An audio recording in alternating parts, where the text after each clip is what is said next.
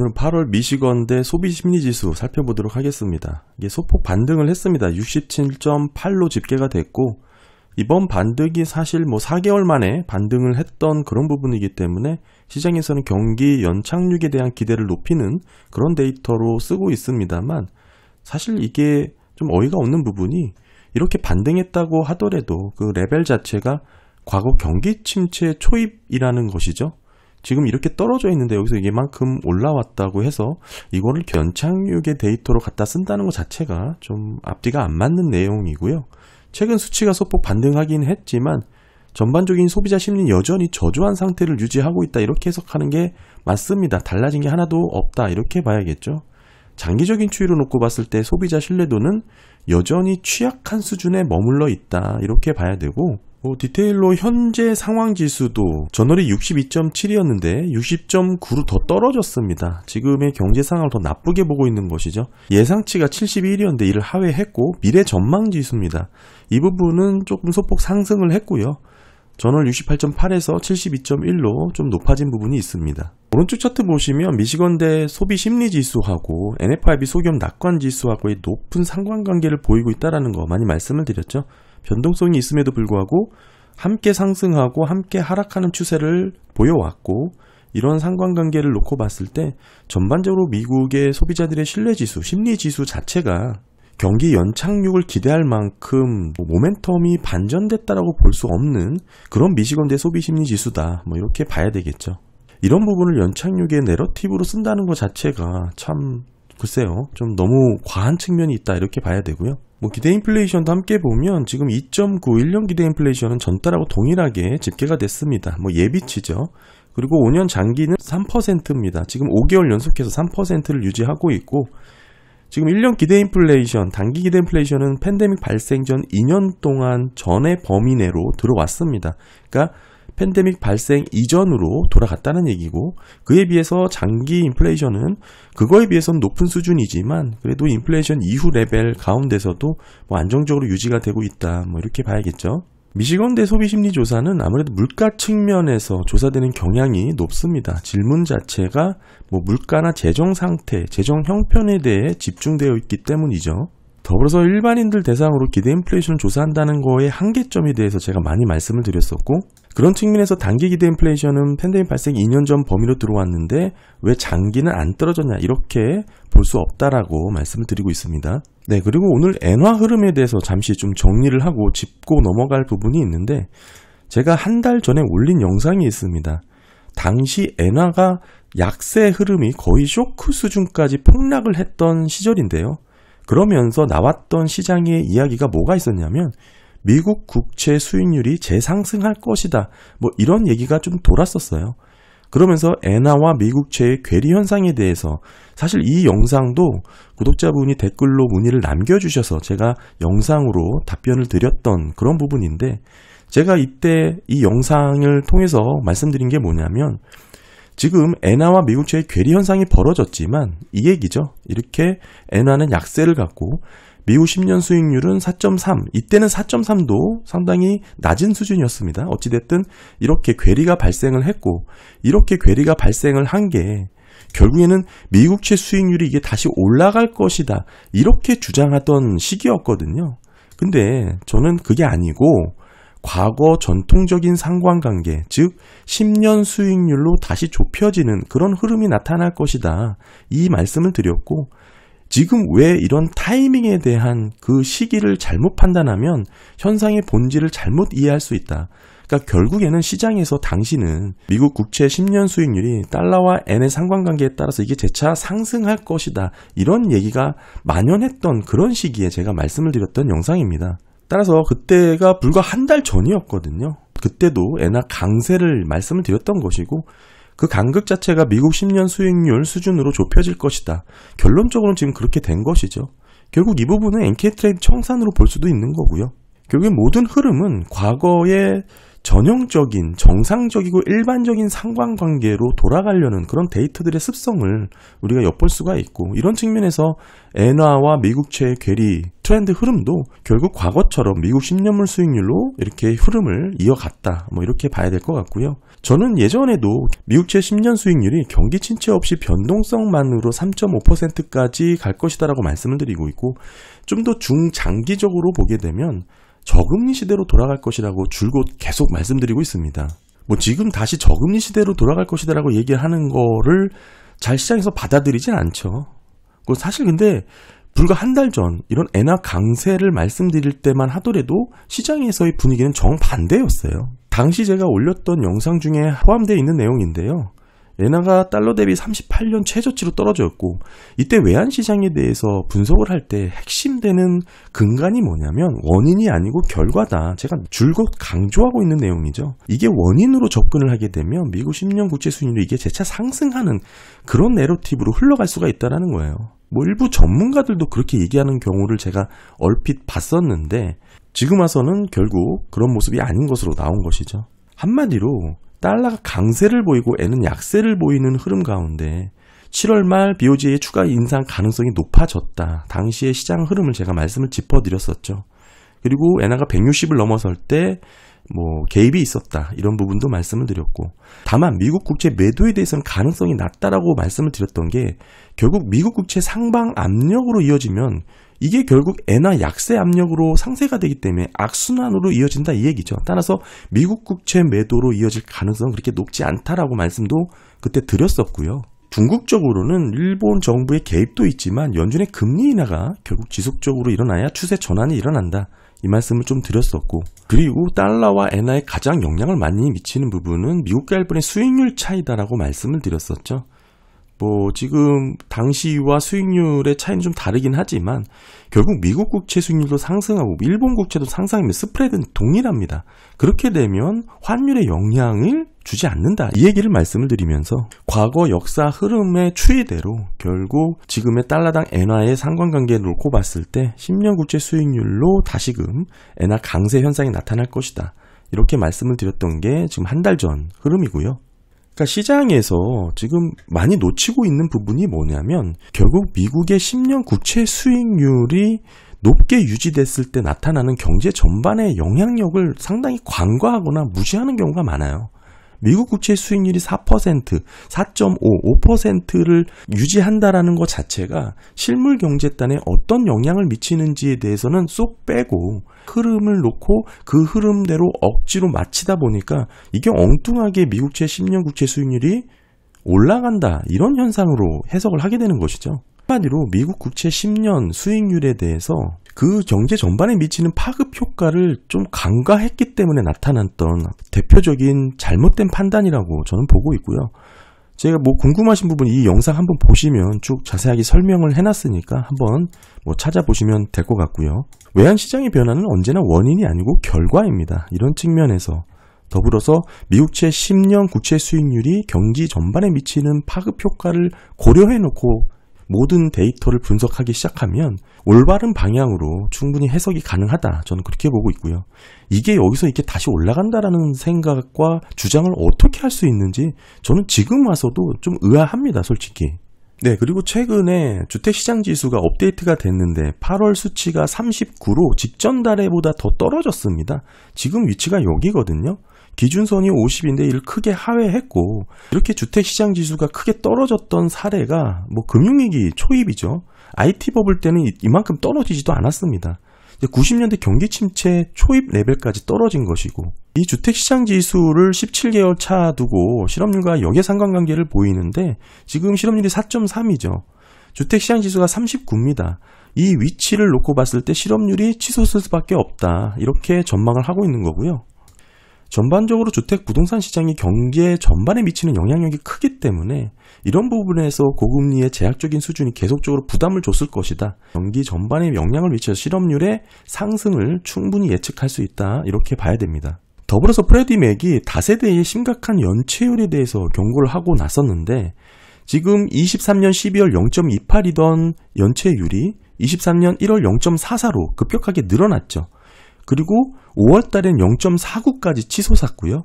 물론 4월달 0.51에 비해서는 소폭 떨어졌지만 너무 가파른 급등세가 진행 중이다. 이렇게 봐야 되고 지금 수준은 08년 금융위기를 넘어선 레벨입니다. 상당히 위협적인 수준이고 물론 다세대의 심각한 연체율 추이인데 22년 기준으로 미국의 가구 수가 1억 3천만 가구인데 다세대 가구 수는 22년 기준으로 2,130만 가구거든요. 전체의 16%에 해당됩니다. 그러니까 절대 비중으로도 무시할 수 없지만 지금 받고 있는 다세대 심각한 연체율이 보이는 추이 자체는 과거랑 비교했을 때 지금의 고금리가 얼마나 부담스럽고 제약적인 수준인지 이걸 보여주는 것이다. 이렇게 봐야 되겠죠. 더불어서 최근 업데이트된 미국 소비자들의 주택 구입자 조건 지수가 있습니다. 미시건대에서 조사를 하는 자료고 이게 24년 6월이 최근 자료고요. 34포인트로 집계가 됐습니다. 직전 달 42에 비해서 더 떨어졌고요. 지금의 레벨이 이 미국 소비자들의 주택 구입자 조건을 집계한 이래 60년 이후 최저치입니다. 역대 최저치까지 떨어졌어요. 이게 그 다음으로 낮은 구간이 80년대 구간인데 당시는 30년 모기지 금리가 평균 12에서 19%였어요. 근데 지금 현재는 7% 수준이죠. 따라서 단순 금리 레벨을 갖고 이때는 10이었는데 지금은 7이다. 아직 괜찮다. 이렇게 보시면 안 된다라는 거 계속 강조를 드렸고 20년 이후의 지수가 급격하게 떨어졌잖아요. 140포인트에서 80% 가깝게 크게 하락했습니다. 이런 반면에 미국 주택 중간가격은 계속해서 상승하는 추세가 나타났고 그러다 보니까 주택 구입 능력은 점점 악화가 되는 흐름이 나타났다. 이런 부분을 말씀을 드리고 있는 거고 이 주택 구입자 조건 지수가 이렇게 낮아졌다라는 것은 향후 주택 부동산 시장을 전망하는 데 있어서 매우 중요한 포인트가 된다라고 보고요. 이번 7월 달 지금 신규 주택 매매라든지 기존 주택 매매는 아직 나오지 않았습니다. 다음 주 주말 정도 되면 나올 것 같고요. 그때 되면 다시 한번 정리해드리겠지만 지금까지 나온 게 건축 허가 건수, 주택 착공, 주택 완공 건수가 나왔습니다. 아무래도 신규 주택의 공급단에서의 흐름을 파악해 볼 수 있는데 건축 허가부터 살펴보면 7월달 139만 6천 건으로 잡혔습니다. 예상이 143만 건이었으니까 이를 하회했죠. 더욱이 직전 달은 145만 4천 건에서 144만 건으로 사양 조정이 됐고 YY는 대략 7% 감소를 했고 MOM도 4% 감소하는 추이를 보이고 있습니다. 신규 주택 건축허가 보시는 것처럼 계속 줄어들고 있다. 이렇게 보시면 되고 신규 주택 착공 건수 마찬가지로 123만 8천 건 집계가 됐습니다. 시장 예상이 135만 건이었으니까 이를 하회했고요. 전월치가 133만 건이었는데 이게 135만 건에서 하향 수정이 됐거든요. 여기서 더 떨어졌다. 의미가 있는 부분이죠. YY는 대략 16% 감소했고 MOM도 대략 7% 정도 감소하는 추이를 보였습니다. 장기 추세 마찬가지로 감소세가 진행 중에 있다. 건축 허가 건수가 이렇게 감소하고 있기 때문에 착공 건수 당연히 한두 달 뒤 이런 증감으로 그대로 이어질 수밖에 없고요. 신규 주택 완공 건수의 흐름은 조금 다릅니다. 153만 건 집계가 됐고 직전 달 170만 건 수준에서 하회를 했습니다. 직전 달 데이터도 소폭 하향 조정이 되긴 했고요. 추세 보시게 되면 꾸준히 증가를 하다가 최근 들어서 정체되고 있는 모습을 보여주고 있고 YY는 여전히 대략 14% 증가한 수준이고요. MOM은 다만 10% 정도 감소를 했습니다. 급격하게 변동성을 보이고 지금 정체 흐름을 보이고 있다. 신규 주택 완공 건수가 이런 추이를 보이고 있지만 신규 주택 건설 중인 주택 건수 흐름을 놓고 보면 지금 건설 중인 주택 건수입니다. 153만 9천 건으로 집계가 됐습니다. 직전 달이 156만 4천 건이었으니까 이를 하회했고요.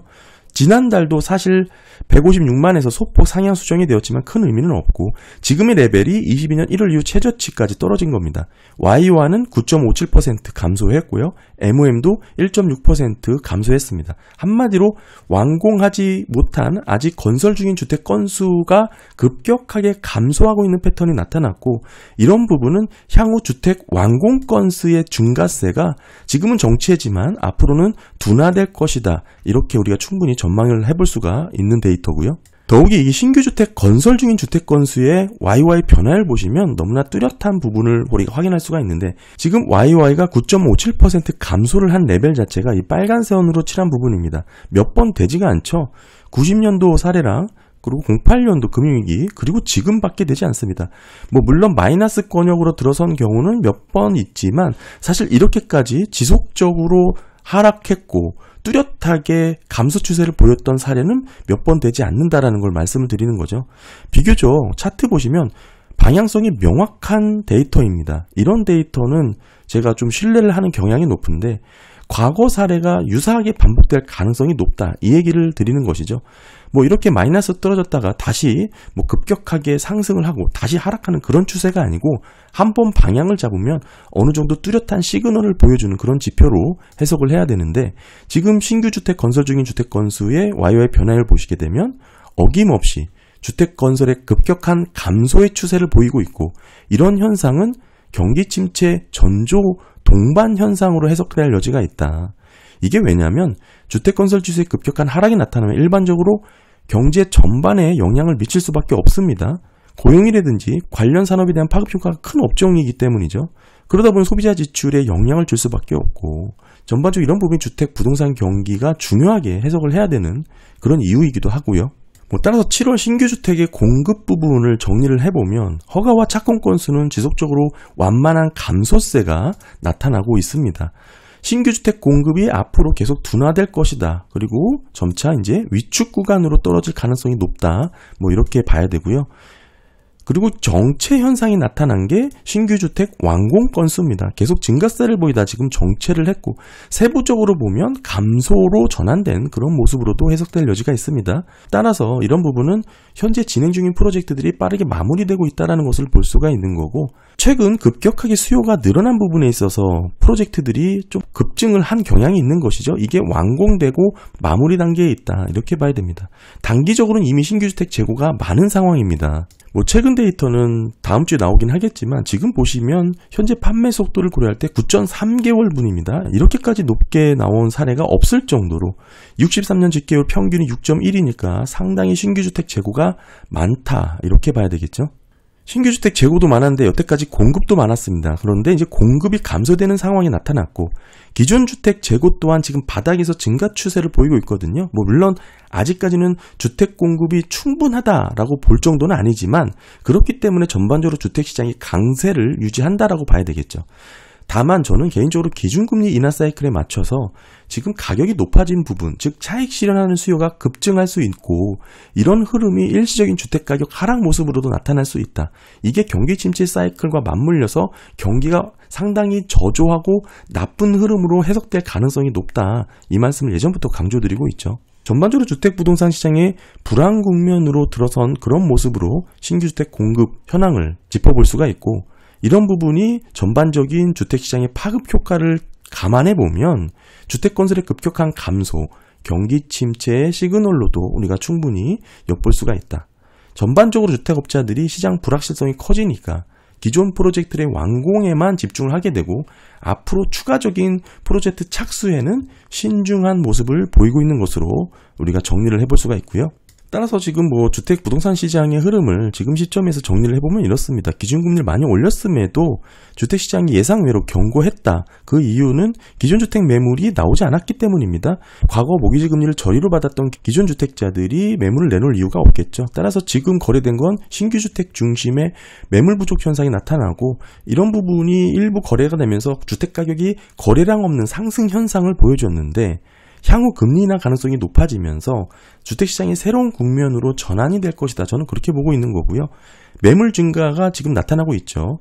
금리 인하 기대감으로 차익 실현 욕구가 커지고 단기적으로 매물 증가가 늘어나면서 과거 경기 침체 패턴에서 나왔던 이런 매물 증가가 일시적인 주택 가격의 약세 패턴과 맞물리면서 경기 전반의 하강 사이클을 좀 더 지지할 가능성이 있다. 이렇게 봐야 되고요.